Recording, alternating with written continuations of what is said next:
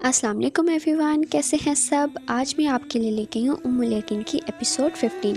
Last episode में हमने देखा कि दबीसा के घर के बाहर सब लोग जमा हो जाते हैं और दरवाजे पे पत्थर मार रहे हैं कि दबीसा को बाहर निकालो और उसको घाटियों में भेजो जहाँ पर सब कोड़ी रहते हैं। लेकिन वालिद उसको घर में छुपा लेते हैं, लेकिन फिर वो वालिद से कहती है कि मैं घाटियों में चली जाती हूँ और दरवाज़ा खोल के सबसे कहती है कि आप लोग पत्थर ना बरसाएं, मैं खुद चली जाऊँगी। हुदा फरिश्ते से ये सब स्टोरी सुन रही होती है और फिर उसको एहसास होता है कि पुराने ज़माने में लोगों की कितनी मुश्किल ज़िंदगी होती थी और उसकी ज़िंदगी कितनी आसान थी अब तक। चलें अब आगे स्टार्ट करते हैं। मादी चीज़ें हाथ से निकल जाएं तो दोबारा हासिल की जा सकती हैं, लेकिन सिर्फ एक चीज़ ऐसी है जो दोबारा कभी हासिल नहीं की जा सकती और वो है ज़िंदगी। Steve jobs. उसने सफ़ेद ढीली ढाली शर्ट पहनी थी, जीन्स और कैनवस शूज़। बाल ब्रश करके उसने ऊंची पोनी बना ली थी। मामा इसके साथ आना चाहती थी, लेकिन उसने कहा कि वो अकेली चली जाएगी।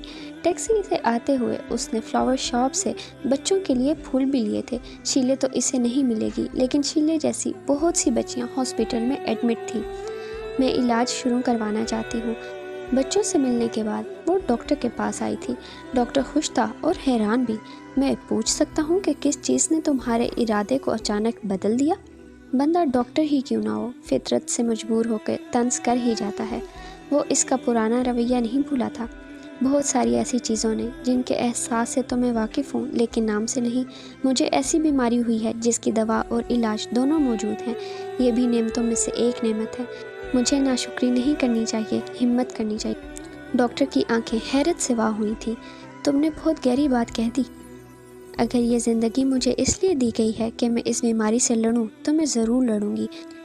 अगर चॉइस मेरे हाथ में दी गई है कि मैं इससे हार जाऊं या इसे जीत जाने दूं, तो मैं चॉइस में शिकस्त लेना पसंद करूंगी। कल कुर्सी उलट कर जाने वाली लड़की आज कुर्सी पर बैठी हार और जीत की बातें कर रही थी। डॉक्टर को अगली बात करने के लिए अल्फाज तरतीब देने में वक्त लगा था। तुम में आने वाली तब्दीली हैरान कुन है हुदा, उसने कहका लगाया। तो फिर ठीक है डॉक्टर, मैं तैयार हूँ। लेट्स फाइट बैक, चलें जवाबी हमला करें। इसने हाथ का मुक्का बनाया और इसे हवा में। मुझे कमज़ोर मत समझे, मैं चाहूँ तो पहले राउंड में ही इसे नॉकआउट कर सकती हूँ। वैसे क्या मुझे पहनने के लिए बॉक्सिंग ग्लव्स दिए जाएंगे? मुंह में फिट करने के लिए नकली दांत वगैरह वगैरह, हाथ से गोल दायरे बना के वगैरह वगैरह कहा। डॉक्टर का कहका भी सख्ता था। दिए तो नहीं जाते, लेकिन तुम्हारे लिए मंगवा लेंगे अगर तुम इनके लिए ब्रांडेड की रेट ना लगाओ। डॉक्टर भी इसे इंस्टा पे फॉलो करता रहा था। यकीनन। आपकी शादी हो चुकी है? इनके साथ टेस्ट के लिए आते हुए वो पूछ रही थी। हाँ। डॉक्टर ने बाकायदा आह भरी थी। मेरे ख्वाबों में तो पैनी लुपीज़ आया करती थी, लेकिन हकीकत में मुझे मोटी लुपीज़ मिल गई। उसने बेसाख्ता कहका लगाया था और वो हंसती ही जा रही थी। चलते चलते डॉक्टर ने रुक कर उसे देखा। क्या तुम ट्रीटमेंट के दौरान भी ऐसे ही हंस सकती हो? उसके शाने पे हाथ रखा। वो एक लम्हे के लिए संजीदा हुई थी। क्या ट्रीटमेंट के दौरान भी आप ऐसे ही लतीफ़े सुना सकते हैं? वैसे क्या आपकी मोटी लुप पेस्ट्री कुकीज़ बहुत खाती है? वो मेरा सर खाती है, वो भी मक्खन लगाए बगैर। देखो, इसीलिए तो गंजा हो गया हूँ। सर झुकाकर अपना गंजा सर दिखाया भी। इसकी बेसाख्ता हंसी ने बहुत से लोगों को इसकी तरफ देखने पर मजबूर कर दिया था। मेरे डॉक्टर गंजे। वो हॉस्पिटल में एडमिट हो चुकी थी। ज़िंदगी के आसमान पर उम्मीद के चिराग जलाकर रख दिए थे। मुझे फ़ख्र था कि मैं आपकी अकलौती औलाद रही हूँ, लेकिन अब सोचती हूँ कि काश मेरा कोई बहन भाई होता। मामा पापा दोनों इसके साथ थे। दोनों बहुत खुश थे क्योंकि वो खुश और मुतमईन थी। माँ का हाथ पकड़ के इसने अपने दिल का ख्याल इनसे कह दिया था। मेरे 10 बच्चे भी होते तो तुम्हारी जगह कोई नहीं ले सकता था। माँ को ख्याल आया कि वो इनके तन्हा रह जाने के ख्याल पर आबदीदा है। कभी कभी हम बहुत ज़्यादा मॉडर्न होकर ठीक नहीं करते मामा। आपको अपनी फ़िटनेस की फ़िक्र थी, इसलिए मुझे अकलौता रखा। आपकी मोहब्बत पर फ़ख्र था, इसीलिए कभी बहन भाई की ज़िद नहीं की। दोनों लालची और मफाद परस्त बने रहे, है ना? इनकी आंखें डुबडुबा गईं। वो इसकी बात समझ चुकी थी। इसके पास माँ थी, बाप था, लेकिन खून का कोई दूसरा रिश्ता मौजूद नहीं था। अब वो तन्हा हुई थी तो उसे एहसास हुआ था कि बहन भाई ये दवा और शिफा की तरह काम करते हैं। बीमार की आधी बीमारी इसके ख़ानदान के लोग झेल जाते हैं। कोई सरहाने बैठता है, कोई सामने, कोई टिश्यू से आंसू पूंछ देता है, कोई मुंह चूम लेता है। تکلیف سے کراہتے، راتوں کو روتے، کوئی بیمار کے ساتھ کراہ رہا ہوتا ہے، رو رہا ہوتا ہے، اللہ سے گڑ گڑا کر دعائیں مانگ رہا ہوتا ہے۔ میں آپ سے شکایت نہیں کری، میں بس یہ کہہ رہی ہوں کہ شاید ہم نے زندگی کی حقیقی پلاننگ میں گڑبڑ کرنا شروع کر دی ہے۔ ہمیں خود کو بہت زیادہ عقل مند اور ذہین و فطین سمجھنے لگے ہیں، اسی لیے ہم بڑے دکھی ہوتے جا رہے ہیں۔ پلاننگ؟ انہوں نے گہری سانس بھری۔ انسان اور اس کی پلاننگز کیا ہیں؟ سب دھواں۔ وقت کا لہجہ ماں کے لہجے میں بول رہا تھا، انسان کے الفاظ میں بات کر رہا تھا۔ ماما سنیں، ایک دم سے ہی مجھے بچے بہت اچھے لگنے لگے ہیں، میرا دل ان کی طرف کھینچا چلا جاتا ہے۔ میں انہیں بیمار یا تکلیف میں دیکھتی ہوں تو دل چاہتا ہے پھوٹ پھوٹ کے رو دوں۔ ایسا پہلے تو نہیں تھا، شاید شیلے نے مجھے بدل دیا ہے۔ ماما نے اس کی پیشانی چومی۔ تمہارا دل معصومیت اور محبت کی طرف کھینچ رہا ہے، یہ تو اچھی بات ہے۔ ہاں شاید اس نے کال کر کے ہیئر ڈریسر کو ہاسپٹل ہی بلوا لیا تھا۔ وہ اپنا سر صاف کروا رہی تھی، بال عطیہ کر رہی تھی، ہیئر ڈریسر مرر وغیرہ سیٹ کر رہی تھی کہ وہ واش روم میں آ گئی۔ وہ ایک بار شاید آخری بار خود کو مکمل دیکھنا چاہتی تھی۔ جتنی خوبصورت وہ خود تھی اتنے ہی خوبصورت اس کے بال تھے۔ وہ ان پر سالانہ لاکھوں ڈالرز خرچ کرتی تھی، ایڈوانس ٹریٹمنٹ لیتی تھی۔ اس نے جب کبھی انہیں سٹائل دیا تھا یہی کوشش کی تھی کہ ان کی لمبائی کم نہ ہو۔ وہ حقیقی معنوں میں ان لڑکیوں میں سے تھی جو گردن کٹے لیکن بال نہ کٹنے کے زمرے میں آتی تھی۔ عورت مشرق کی ہو یا مغرب کی، وہ ماڈرن ہو یا سادہ طبیعت، اس کے حسن کی تکمیل بالوں سے ہوتی ہے۔ وہ خود سے اتنا پیار نہیں کرتی جتنا اپنے بالوں سے کرتی ہے۔ اور اب اس نے ہتھیلی سے اپنی نم آنکھیں سختی سے رگڑی۔ کیا ہر چیز کو ختم ہونے میں بس ایک لمحہ ہی لگتا ہے؟ بس ہر چیز فانی ہے، ہر چیز ختم ہو جانے والی ہے۔ منہ پر پانی کے چھینٹے مار کر وہ باہر نکلی۔ چیئر سیٹ ہو چکی تھی، سامنے گول مرر رکھا تھا۔ وہ بیٹھی تو اس کے گرد سفید ایپرن لپیٹ دیا گیا۔ ڈریسر نے اس کے بالوں کو سمیٹ کر اپنے ایک ہاتھ کی مٹھی میں مقید کیا تو اس نے ایسی گہری آہ بھری کہ کائنات کی ہر شے ایک لمحے کے لیے اداس ہو گئی۔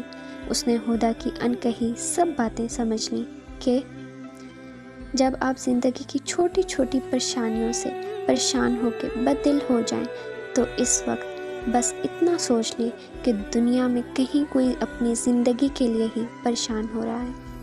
ہو سکتا ہے آپ چھوٹے بڑے مسائل کی جنگ لڑ رہے ہوں، لیکن وہ تو زندگی کی ہی جنگ لڑ رہا ہے۔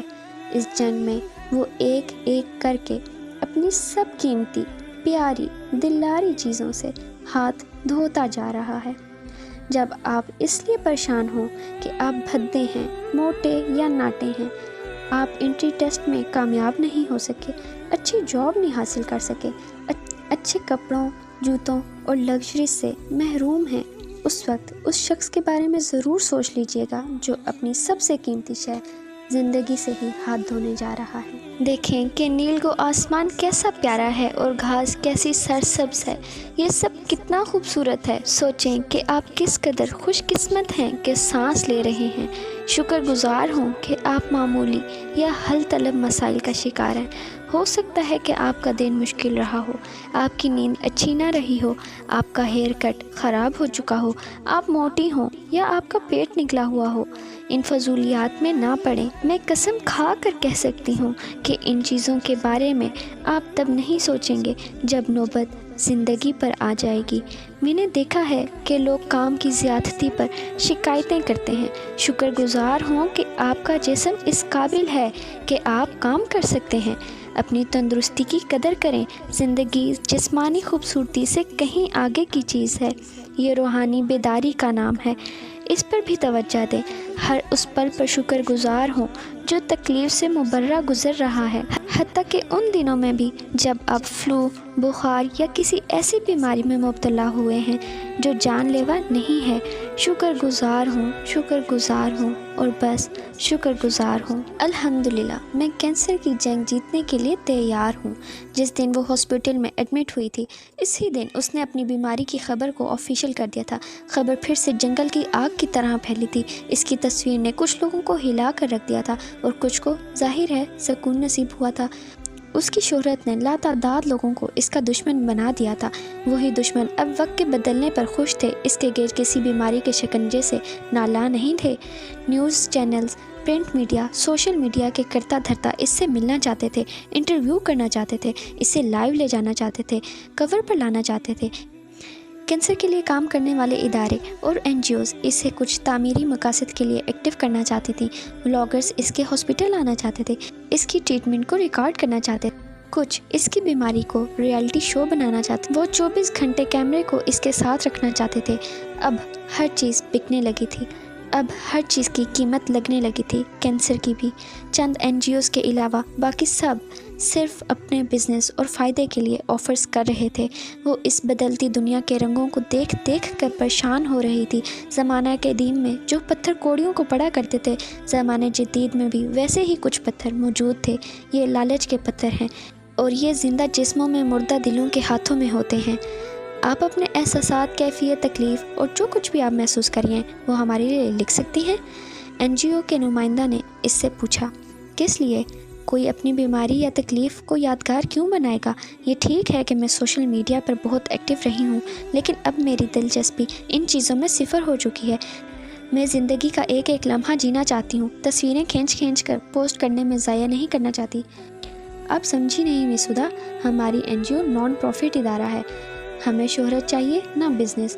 दुनिया में लातादाद लोग इस बीमारी से लड़ रहे हैं। इस बीमारी के लिए दवा और दुआ से ज़्यादा, सबसे ज़्यादा जिस चीज़ की ज़रूरत है वो है उम्मीद।